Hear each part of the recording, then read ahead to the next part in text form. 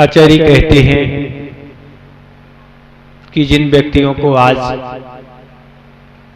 अच्छा क्षेत्र मिला, अच्छे कुल में उत्पन्न हुए और धन वैभव से संपन्न है, फल है।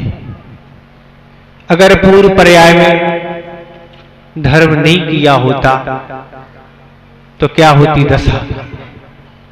अच्छे क्षेत्र में जन्म नहीं होता, ऐसे मलेच्छों में जन्म होता।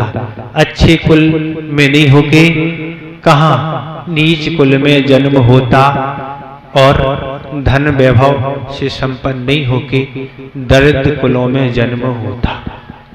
जहां दरिद्र कुल में जन्म लेने वाली टुकड़ों टुकड़ों को तरसती है, उनकी जीवन की जो भी इच्छाएं हैं, जो भी आवश्यकता है, वह पूर्ण नहीं हो पाती है। पूरा जीवन दरिद्रमय निकलता है, कष्टमय निकलता है और हमेशा यही चिंता रहती है कि कैसे ये हमारी दरिद्रता दूर हो।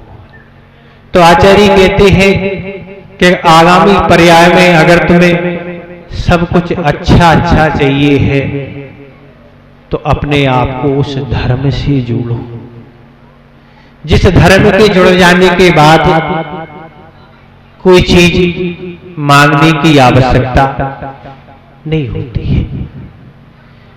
अगर धर्म है जीवन में तो आपको सारी भोग सामग्री आदि जंगलों में भी उपलब्ध हो जाएगी। और अगर पुण्य और धर्म तुम्हारे पल्ले में नहीं है तो घर में भी तुम्हें कोई पूछने वाला नहीं होगा। सब वैभव संपन्न है पर तुम्हारा कर्म ही ऐसा है कि वह तुम्हें कुछ प्राप्त नहीं करने दे रहा।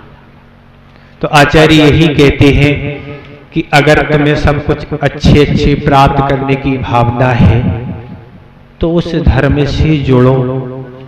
उस धर्म से जुड़ने के बाद सब कुछ अच्छा अच्छा मिलके तुम भी जो आज सिद्ध प्रभु की आराधना कर रहे हो, एक दिन तुम भी सिद्धत्व को प्राप्त हो जाओगे। सिद्ध बनना कोई कठिन बात नहीं है। हम तो यही कहते हैं जब अंजन चोर सिद्ध परात्मा बन जाता है तो आप में इतने सब कोई चोर है नहीं, आप तो सब साहूकार हैं, सब धनवान हैं, सब ईमानदार हैं। जब वह सिद्धत्व को प्राप्त कर सकता है तो आप बहुत जल्दी सिद्धत्व को प्राप्त कर सकते हैं। जैन धर्म की एक बहुत बड़ी विशेषता है, जैन धर्म कहता है कि हम तुम्हें जीवन भर नौकर बना के नहीं रख सकते। प्रभु कहते हैं तुम हमारी आराधना करो, तुम भी प्रभु बन जाओगे। ऐसा नहीं कि हमारे जीवन भर तुम सेवक बने रहो, चाकर बने रहो, हम प्रभु बने रहे और तुम दरिद्र बने रहो। लेकिन प्रभु कहते हैं जैन धर्म की विशेषता है कि तुम बस जो प्रभु ने किया है वह रास्ता तुम अपना लो, तुम भी एक दिन प्रभु बन जाओगे और उस सिद्धत्व को प्राप्त जिन आत्मा ने किया है उनके बाजू में जाके तुम बैठ जाओगे। फिर कोई अंतर नहीं। भगवान हम तुम्हारे पुराने सस्ते, अब पुराने की बात छोड़ो, अब तो बाजू में आके बैठ गए हैं, अर्थात अब तुम भी प्रभु बन गए। बस जैन धर्म तो यही कहता है कि तुम बस नकल करना सीख लो। यहाँ तो लौकिक व्यवहार में जो भी परीक्षाएं होती हैं, कोई गाय शास्त्र में तो नहीं है, तो उस जो भी नकल करता है उसकी देखरेख की जाती है और इस तरह वह साथ में अगर कोई सामग्री रखे है तो उसको जब्त कर लिया जाता है। पर जैन धर्म कहता है नकल की पूरी पूरी छूटी। ये है कॉपी, ये है पेन और ये है गाइड, ये रख लो सामने, बस तुम्हें लिखना है। हम बिल्कुल भी तुम्हें पकड़ने वाली नहीं, न कोई फ्लाइंग स्क्वाड आने वाली है, न कोई अध्यापक आने वाले हैं। सामने गाइड रख लो और बस लिखते जाओ और तुम्हें 100 नंबर प्राप्त हो जाएंगे। तो जैन धर्म यही कहता, बस नकल क्या करना है, वही नकल करना है जो हमारे सामने आज सिद्ध परमेश जी हो, चाहे आदि अरहंत परमेश जी हो, तीर्थंकर हो, कोई भी हो, जो मार्ग उन्होंने अपनाया है उसी मार्ग को आपको अपनाना है। जिस युक्ति से उन्होंने काम किया, जिन व्रतों को ने पालन किया, जिस पाप का उन्होंने त्याग किया, जिन विषय कषायों को त्याग किया, अगर उस विषय कषाय पापों को आप त्याग करते हैं तो आप भी सिद्धत्व को प्राप्त हो सकते हैं और हुई। तो नकल की पूरी छुट्टी। अब इसमें कठिनाई की क्या बात है, बस आपको उतारनी तो है जो उन्होंने अपने जीवन में उतारा है, जिसको उन्होंने त्याग किया है, जिसको उन्होंने अपनाया है। अगर वह आप अपनाते हैं तो आप भी सब कुछ प्राप्त कर सकते हैं। भगवान और अपन में कोई ज्यादा अंतर है क्या? कोई अंतर है क्या? अंतर है? भगवान अपन में कोई अंतर नहीं। भगवान का जो भूत था वह हमारा वर्तमान है। कितना अंतर है? भगवान का जो भूत था, महावीर स्वामी का जीव मारीच पर्याय में था, वो महावीर का भूत था, वह हमारा आज वर्तमान है। और भगवान का जो वर्तमान है वह हमारा भविष्य होगा। क्या अंतर? अंतर है कोई अंतर है ही नहीं। जो वर्तमान में क्या है, सिद्धत्व को प्राप्त कर लिया जिन्होंने, अगर हम जैसी नकल उन्होंने की ऐसी नकल अगर हम कर लेंगे तो हम भी, हमारा भविष्य क्या होगा? हमारा भविष्य ही होगा कि हम भी उस परमात्म दशा को प्राप्त कर लेंगे। बस नकल जैसी उन्होंने की वैसे ही करना है, अपनी अकल नहीं लगाना है। आपने अपनी अकल लगाई, गड़बड़ हो जाएगा। बस सीधा सीधा रास्ता है। अब आप घूमना चाहें तो बात अलग है।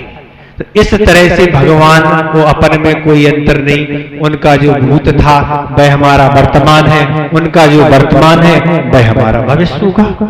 अब इसमें क्या कठिनाई है बताओ आप? अब कठिनाई हो तो आप बताओ। वही रास्ते को अपनाना है। तो अपनाते अपनाते हम भी अंजन की तरह निरंजन बन सकते हैं। बनने में कोई नहीं। वर्तमान युग में अनेक कथानक हैं, जिन कथानक को आप पढ़ के देखेंगे कि उन्होंने अपना जीवन कैसे सुंदरमय बना लिया। तो इस तरह धर्म के माध्यम से ही यह जीव अपना सुंदर स्वरूप बना लेता है, अपनी आगामी जीवन की कठिनाइयों को दूर करके ऐसा जीवन अपना लेता है जिससे कभी कोई कठिनाई नहीं होती। ऐसे ही पात्र आपके सामने आ रहा है जिसने अपने जीवन को कैसा सुंदर बना लिया। राजा का आज मन हुआ कि महल में रहते रहते बहुत समय हो गया, वन घूमने के लिए आज चलना चाहिए। और राजा महल से रवाना होते होते चलते चलते वन के पास पहुंचा। और वन के पास पहुंचने से उसे दो दिगंबर मुनिराज का दर्शन हुआ। दर्शन जैसे हुआ राजा गदगद हो गया। अपार प्रसन्नता उसको दर्शन लाभ से हुई और वह मुनिराज के समीप जाके बैठ गया। पूरी भक्ति भाव से उनको नमोस्तु किया और नमोस्तु करके उन्हीं के समीप बैठ रहा। पर सोचा पुण्य योग से मुनिराज का तो लाभ हुआ है, पर बैठने मात्र से कुछ नहीं होता है। अगर हम जीवन में कुछ अपने कल्याण के मार्ग के लिए इनसे जान लें तो बहुत अच्छा होगा। और वह राजा ने निवेदन किया महाराज से, महाराज हमें कुछ कल्याण का मार्ग बताएं। पर वस्तुतः आज वर्तमान में ऐसा होता नहीं है। अपना परिचय, अपने गांव का परिचय या यहाँ वहां की चर्चा में ही हम अपना उतना जितने समय के लिए हम आए हैं वह उतना खोके चले जाते हैं।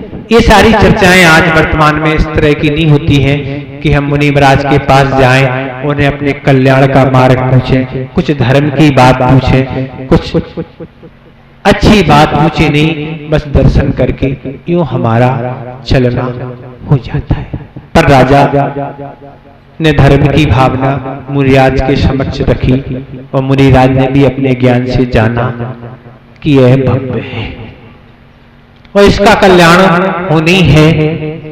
और मुनि महाराज ने इसको उपदेश देना प्रारंभ किया। मुनिराज ने ही कहा, हे राजन, अभी तक तुम अन्य प्रकार की आराधनाएं करते आए रहो। जो सच्चे देव शास्त्र गुरु नहीं है उनकी तुम आराधना करते आए हो, पर ये आराधनाएं तुम्हें सब इष्ट फल देने वाली नहीं। अब तुम्हें सच्चे देव शास्त्र की ही भक्ति करना है। और उन्हें मुनिराज ने सच्चे देव शास्त्र गुरु का स्वरूप बताया कि ऐसे सच्चे देव शास्त्र गुरु होते हैं, उनकी तुम सच्ची भक्ति करोगे तो तुम्हें क्या, तुम्हारा कल्याण होगा। और अंत में महाव्रतों का क्या स्वरूप है और अणुव्रतों का क्या स्वरूप है, यह मुनि महाराज ने उपदेश दिया। राजा ने अच्छी तरह समझा और अंत में एक बात मुनिराज से पूछी, हे महाराज, इतना तो सब कुछ आपने बता दिया, पर हमें आज जो वर्तमान में धन वैभव मिला है, ऐसा हमने पूर्व में कौन सा पुण्य किया था कि उसके फल स्वरूप ये सब चीज संपत्ति हमें प्राप्त हुई है। महाराज ने कहा, हे राजन, इससे तुम पूर्व पर्याय की बात हम बताते हैं कि तुमने एक मुनि महाराज का तुम्हें समागम प्राप्त हुआ और मुनि महाराज के समागम में तुमने नंदीश्वर जो अष्टान का पर्व है उन व्रतों को तुमने बहुत बहुमान के साथ व्रतों को 8 दिन का जो भी है वह तुमने व्रत किया। बहुत काल तक तुमने अष्टान का के व्रत किए और अंत में तुमने समाधि मरण किया। उसके फल स्वरूप तुम स्वर्ग में उत्पन्न हुए और स्वर्ग में तुम्हें 10 प्रकार के कल वृक्षों से सारी सामग्री तुम्हें प्राप्त होती थी। तुमने अच्छे से सारा कार्य किया, अच्छे से प्रभु की भक्ति की और अच्छे से वहां रहे और वहां की आयु पूर्ण करके तुम यहाँ चक्रवर्ती उत्पन्न हो गए। क्या बने? तुम राजन अभी क्या हो गए? चक्रवर्ती पद को प्राप्त हुए। किसके फल स्वरूप? तुमने जो अष्टान का में क्या किए थे? व्रत किए थे, समाधि मरण किया था, उसके फल स्वरूप तुम्हें वैभव आदि सब क्या हुआ? प्राप्त हुआ। तो व्रतों की तो यही महिमा है और पर्व की यही महिमा है कि सब कुछ प्राप्त हो जाता है। बस मांग नहीं रखना। जैन धर्म आचार्य महाराज कहते हैं मांगो मत। मांगने से क्या है? जितना मिलना था उसमें कटौती हो जाएगी। यह तो क्या मांगना है? दुखों का क्षय हो, कर्मों का क्षय हो और समाधि मरण हो, जिन गुण संपत्ति हो मच। आपको ज्यादा नहीं मांगना, बस इतना ही मांगना है, हे भगवान जो आपने प्राप्त किया है वह हमें प्राप्त हो जाए। संसार की वस्तुएं नहीं मानना है। संसार की वस्तुएं तो भूसे के समान है। कोई भी गेहूं को बोता है तो भूसा के लिए बोता है क्या? बोता किसी ने बोया? भैया गेहूं जब बोते हैं तो गेहूं के साथ भूसा तो फ्री में मिलता ही है। इसलिए आप अगर मोक्ष मांगेंगे, मोक्ष प्राप्त हो जाए भगवान, तो आपको भूसे के समान की धन वैभव जो संपत्ति है लोक व्यवहार में वह तो तुम्हें प्राप्त कब तक होगी? जब तक तुम्हें मोक्ष नहीं मिलेगा तब तक तुम्हें अच्छे अच्छे घरानों में अच्छे अच्छे पदों में तुम्हारा जन्म होगा और धन विभूति से तुम सहित होगे। आचार्य श्रीमद्भक्त महाराज ने रत्न साक्षात्कार चार के प्रारंभ जो पहला अधिकार है उसी में सम्य दृष्टि की महिमा बताई है अंतिम के श्लोकों में कि सम्य दृष्टि किन किन पदों को प्राप्त होता है, किन किन पदों को प्राप्त नहीं होता है। बड़ी विभूति के साथ उन्होंने वर्णन किया है। तो इस तरह उस राजन ने यह उपदेश सुना और अपना आगामी जीवन सुंदर बना। मैं चक्रवर्ती को पद को प्राप्त हो गया। तो ये तो सब पद निकट भव होते हैं, आगामी जीवन में ये सब मोक्ष को प्राप्त करेंगे। तो ये है पर्वों का महत्व। नंदीश्वर पर आप सामान समझ रहे हो महाराज, हम तो कुछ नहीं, ऐसा सामान नहीं है। जो विधि आगम में लिखी हुई है उस विधि से आप कर रहे हैं तो निरंतर आप पुण्य का संचय कर रहे हैं। वास्तव में ये पर्व पुण्य संचय के लिए कारण होते हैं, पापों को क्षय करने के लिए होते हैं। इन पर्व जो इस तरह से मनाते हैं वो अपना आगामी जीवन सुंदर बनाते हैं। आचार्य ने पर्व उन्हीं कहा है, आचार्य महाराज ने पर्व किन्हें कहा जिसमें पाप और विषय कषायों की मात्रा घटे। पर्व किसे कहा जिसमें पाप और विषय कषाय की मात्रा घटे और त्याग तप की साधना जिसमें बड़े पाप की मात्रा घटे। इस तरह से क्या है और पुण्य की मात्रा बढ़े, उनको बोलते हैं पर्व। पर्व उन्हीं को बोलते हैं। अच्छे अच्छे आभूषण हमने पहन लिए, अच्छे अच्छे वस्त्र पहन लिए, अच्छे अच्छे मिष्ठान हम ग्रहण कर रहे हैं और तरह तरह हम घूमने जा रहे हैं, तरह तरह की गप्पे गोष्ठी कर रहे हैं, तरह तरह से मनोरंजन कर रहे हैं। इनको पर्व नहीं कहते। एक दिन का ब्रह्मचर्य व्रत का पालन करने से 9 लाख जीवों का क्या अभयदान होता है। आचार्य शकलकीर्ति महाराज ने लिखा एक दिन का ब्रह्मचर्य व्रत जो पालन करते हैं 9 लाख जीवों की हिंसा होती है। एक दिन एक पाप ने 9 लाख जीवों को अभयदान वह प्रदान करता है।